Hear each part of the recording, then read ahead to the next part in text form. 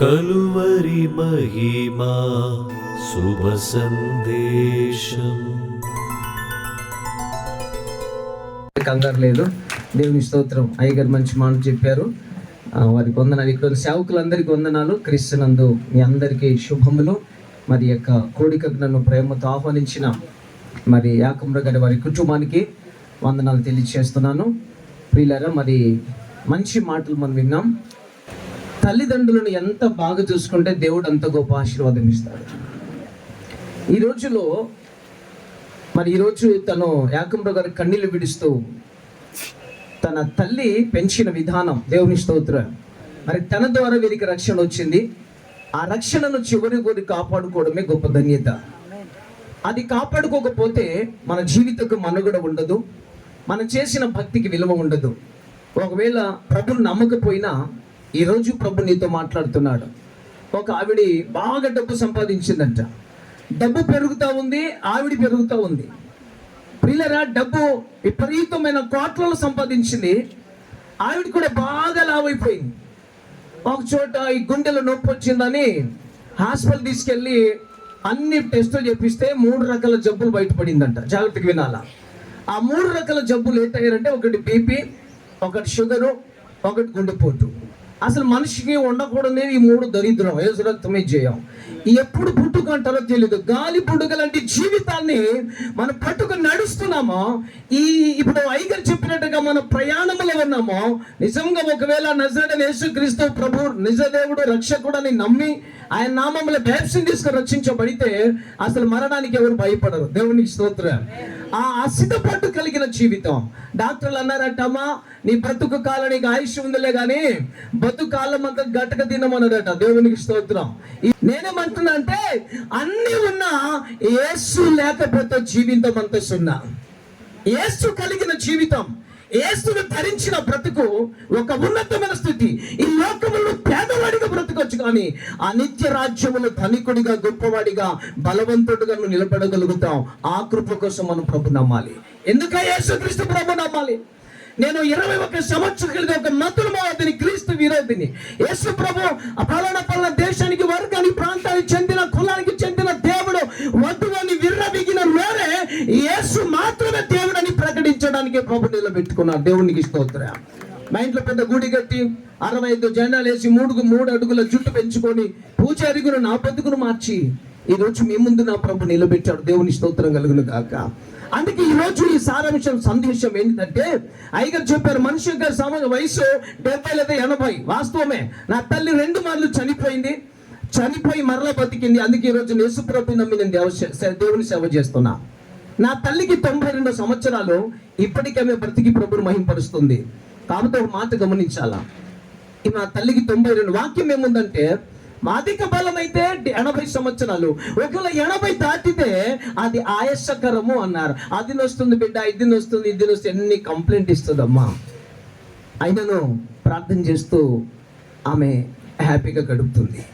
నేనేమంటున్నానంటే, నీ డబ్బు నీకు నెమ్మదినివ్వదు.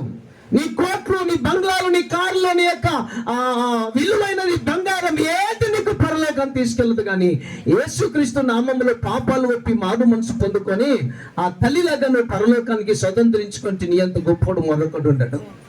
హల్లెలూయా. ఈ లోకములు ఎంత సంపాదించుకున్న మనతో రాదు. అయ్యగారు బల్లి పాట పాడాడు కదా. నాకు అనిపిస్తుంది, నేను కిరాయి కొంపల్లో ఉన్నాను అనుకుంటున్నాను. నేను ఈ కిరాయి కొంపను ఒకరోజు ఖాళీ చేయాలి.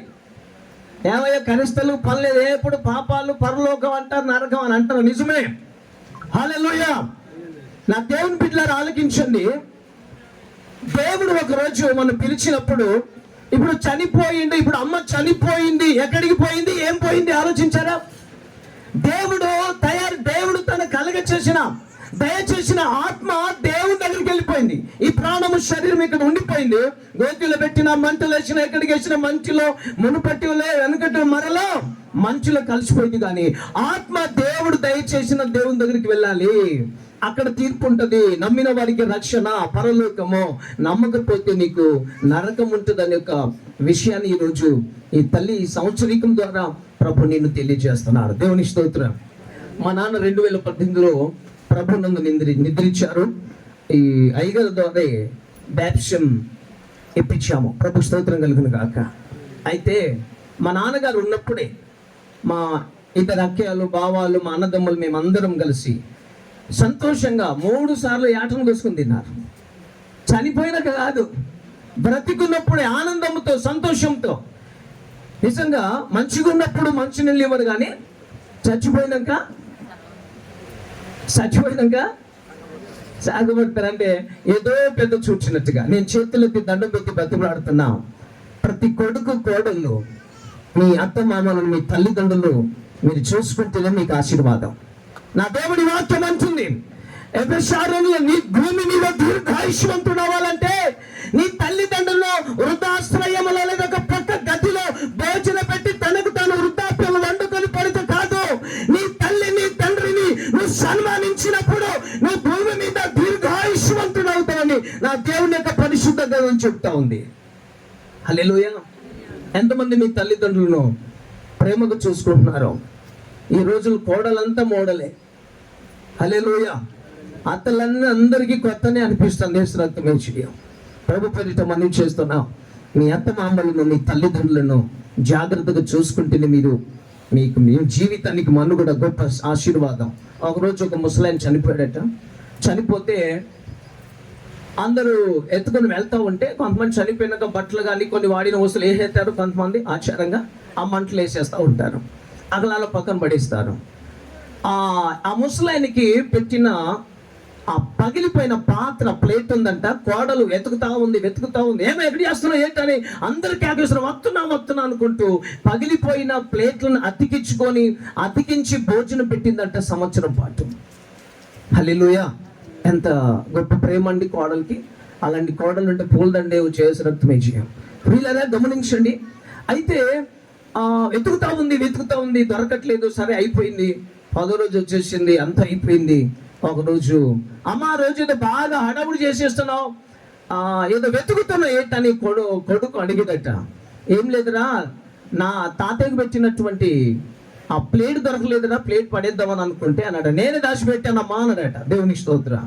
ఎందుకురా బుద్ధిగా పనిచేస్తున్నావు, తెలియదక్కు పనిచేసి ఏంటరానంటే నీవు ముసల్దాయినప్పుడు నీ ఆ ప్లేట్లో నీకు భోజనం పెట్టాలనుకున్నా అమ్మ అన్నాడట. చెప్పులు కొడదామా? ఎందుకు చెప్పులు చెప్పండి. హల్లెలూయా. నిజం కదా దేవుని బిడ్డలారా, మనమందరం ఒక రోజు వెళ్ళిపోవలసిందే. నిజంగా దైవజనులు అన్నట్టు ప్రయాణములు ఉన్నాం. అమ్మ స్టేషన్ వచ్చేసి దిగిపోయింది, మనకు స్టేషన్ రాకముందే మనం మనసు మారాలి. అందుకు ఒక వాక్యం ముగించారు. చూడండి, ప్రసంగి గ్రంథం 12వ అధ్యాయం 1వ వచనాల్లో, దుర్దినములు రాకముందే ఇప్పుడు వీటి యందు నాకు సంతోషము లేదని నీవు చెప్పు. సంవత్సరములు రాకముందే, తేజస్సులకు సూర్య చంద్ర నక్షత్రం చీకటి కమ్మకముందే, వాన వెలిసిన తర్వాత మేఘములు మరల రాకముందే, నీ బాల్య దినమందే నీ సృష్టికర్తను స్మరణ తెచ్చుకొనుము. నీవు తల్లి గర్భములో రూపించిన దేవుని, జగతికి పునాది వేసిన దేవుని, సూర్య చంద్ర నక్షత్ర భూమి ఆకాశం కలుగ చేసిన ఆ యెహోవా, ఆ నజరేయుడైన యేసు క్రీస్తును తెలుసుకో. సంతోషం లేదు, జీవితం వద్దు, చచ్చిపోతే బాగుండు అనే ఆ పరిస్థితి రాకముందే ఈ రోజు యేసు క్రీస్తు నిజ దేవుడిగా తెలుసుకో. ఆయన ద్వారానే మనకు రక్షణ, ఆయన ద్వారానే మనకు నెమ్మది, ఆయన ద్వారానే మనకు పరలోక రాజ్యం. కేసముద్రం రావడానికి 100 మార్గాలు ఉన్నాయి. పరలోకం వెళ్ళడానికి ఒకే ఒక మార్గము, అది రక్షణ పొందితేనే ఆ యేసు క్రీస్తు అనే మార్గము. యేసు క్రీస్తు ద్వారా మాత్రమే మన పరలోకానికి వెళ్ళగలం. హల్లెలూయా. కనుక నా దేవుని బిడ్డలారా, ఈ రోజు ఉంటాం, తిరిగి ఇంటికి చేరే పరిస్థితులు మనకు గ్యారెంటీ లేదు. ఇవాళ ఎంట్లా రేపు మంట్ల ఏది నీది కాదే, యేసయ్య నమ్ముకోవే. ఏది నీది కాదే, యేసయ్య నమ్ముకోవే. అవునా కదండి? జేబుల పెన్నుకు గ్యారెంటీ ఉన్నది, తొడిగే చెప్పుల గ్యారెంటీ ఉన్నది, గుండె సూదికి గ్యారెంటీ ఉన్నది. దేనికి లేదు గుండె? నీ గుండెకు చెప్పండి, నీ గుండెకు ఎవరు వాళ్ళు చెప్పండి. అందరు నన్ను చెప్తున్నారు. నా గుండెకు ఎవరు గుండెలు మోడి చిదులు పెట్టుకుండే గుండె గ్యారెంటీ ఉందా? అమ్మ ఇప్పుడే మాట్లాడినమ్మా, అనుకోలేదమ్మా. 7 రోజు రాకముందే నా ప్రభు వాక్యం దుర్దినములు రాకముందే. హల్లెలూయా. నేను హైదరాబాద్ నుంచి ఒక కుటుంబం వచ్చింది మా దగ్గరికి. భయంకరమైన చేతబడుస్తుంది, పీడించబడి చచ్చిపోదాం అనుకొచ్చేస్తే ఒక వ్యక్తి తీసుకొచ్చాడు. ఆ బిడ్డ విడుదల కలిగింది. ఆమె అంటది, ఇప్పుడు నేను ఎక్కడెక్కడ నాతో పాటు ఎంతమంది తాయితాలు కట్టించుకున్నారు, మంత్రగాళ్ళ దగ్గరికి వెళ్ళారో వాళ్ళందరూ నేను ప్రభుత్వం తీసుకొస్తాయా అని అంటున్నదే కాలం. నా కుటుంబం అదే కదా, మంత్రశక్తులు చెప్పిన నా కుటుంబంలో 4 చనిపోతే చివరిగా నా తల్లిని నా యేసుక్రీస్తు బ్రతికించాడు. నా తల్లి ఇప్పటికి 92 సంవత్సరాలు బ్రతికి ఉంది. ఈ రోజులు అర్థం కావట్లేదు. అందుకే సరే, ఎవరు ఏ పోరాటంలో ఉన్నా యేసు నిన్ను రక్షించగల దేవుడు. ఆయనందు విశ్వసించితే నీకు రక్షణ, ఆయన ద్వారానే రక్షణ, ఆయన ద్వారానే నీకు పరలోకం. కనుక ప్రియులరా, ఈ రోజు ఈ యొక్క కోడిక ద్వారా ప్రభు మనతో మాట్లాడుతున్నాడు. ఆరోగ్యం ఉన్నప్పుడే, బలం ఉన్నప్పుడే, దేవుడు అన్ని ఉన్నప్పుడే మనం దేవుని ఎందుకు విశ్వసించుదాం. నాకు కోట్లు నెమ్మదిస్తుంది అనుకుంటే ఈ బుద్ధిహీనత, ఏది నీకు నెమ్మది ఇవ్వను. ఈ వట్టి చేలతో తిరిగి వెళ్ళిపోతాం. కానీ చనిపోయినాక నీకు ఒక సాక్ష్యం ఉండాలి. నువ్వు ప్రభునందు నిరీక్షణ కలిగి నమ్మకం ఉంచి దేవుని యందు వినయ విధేయతతో అందరినీ ప్రేమించి మనసు కలిగి సంపాదించుకుంటే జీవితకాలం. కొంతమంది చనిపోయారా అని, ఒక దరిద్రం పోయిదిరా అని అంటారు. కొంతమంది చనిపోతే అయ్యో పాపం జాలి పడతారు. మరి జాలి పలిసే మనసా, నీకోసం అసహించుకునే మనసా? కనుక ఈ పగటి వేళ ప్రభు నిన్ను ప్రేమిస్తున్నాడు. ఎవరికి రక్షణ లేకపోయినా ప్రభు నిన్ను ప్రేమిస్తున్నాడు. ప్రభుని విశ్వసించండి. అయ్యా, నేను పాపని, తల్లి గర్భంలో పుట్టిన ప్రతి ఒక్కరు పాపముతో పుడతారు కనుక ఆ పాపమును తొలగించడానికి ప్రభు ఈ లోకానికి వచ్చాడు. పాపుల రక్షకుడు. Praise the Lord. ఆ రక్షణ ఎన్ని కోట్లు పెట్టినా నీకు దొరకనిది, విలువైనది, ఉచితమైన కృప, ఉచితమైన రక్షణ నీ ముందు సిద్ధపరచబడినది. ఈ రోజు కూడా దేవుడిని హెచ్చరిస్తున్నాడు. ఈ మాటలకి హెచ్చరికకు లోబడితే ప్రభు కృపలను వర్ధిల్లుతావు, రక్షణ పొందుతావు. ఏది సంపాదించుకోపోయినా ఆత్మరక్షణ కోసం ప్రభు నమ్మితే నీ పరలోక రాజ్యం లభ్యమవుతుంది. దేవుడు నిన్ను, నీ కుటుంబాన్ని బహుగా, బలముగా, గొప్పగా, ఘనంగా దీవించును గాక. కనుక ప్రియులరా, దేవుడు మనకిచ్చినట్టు, కొంతమంది నాకు వద్దు, దేవుడు వద్దు అని అంటారు. ఒకవేళ బలమైన అనారోగ్యం వచ్చింది, శోధన వచ్చింది అనుకో, ఉన్న సంపదలన్నీ పోయినాయి అనుకో, అప్పుడు ఏం చేస్తావు? హల్లెలూయా. నీవిచ్చిన యౌవన బలము నిర్వీర్యము కాకముందే, నాకున్న సంపదలన్నీ రెక్కలొచ్చిపోకముందు వాడుకో యేసయ్యా, నీ కాడే నే మోస్తా, వాడిపోకముందే నన్ను వాడుకో, పొద్దు వాలిపోకముందే నన్ను వాడుకో. ముగిస్తున్నాను. పొద్దు వాలిపోకముందే, వాడిపోకముందే మనం వాడబడాలి. హల్లెలూయా. సంపదలు కూడా రెక్కలు ఇచ్చేస్తాడు దేవుడు కొన్నిసార్లు. ఏదో ఒక బలహీనత, రోగం, ఉన్న డబ్బులంతా ఉన్నదంతా అమ్ముకునే పరిస్థితి. అది రాకముందే, దుర్దినం రాకముందే, నాకు సంతోషం లేదు రాకముందే, ఈ జీవితం నాకు వద్దు, చచ్చిపోతాను అనే మాటని నోటని కుటుంబంలో ఎవరిలో రాకముందే ఈ రోజు నేను ప్రకటిస్తున్నా, ఆ జీవం కలిగిన యేసు క్రీస్తు ప్రభువును విశ్వసిస్తే నీవు, నీ కుటుంబం, నీ తరతరాలు ఆ నిత్య రాజ్యానికి వారసులు అవుతారు.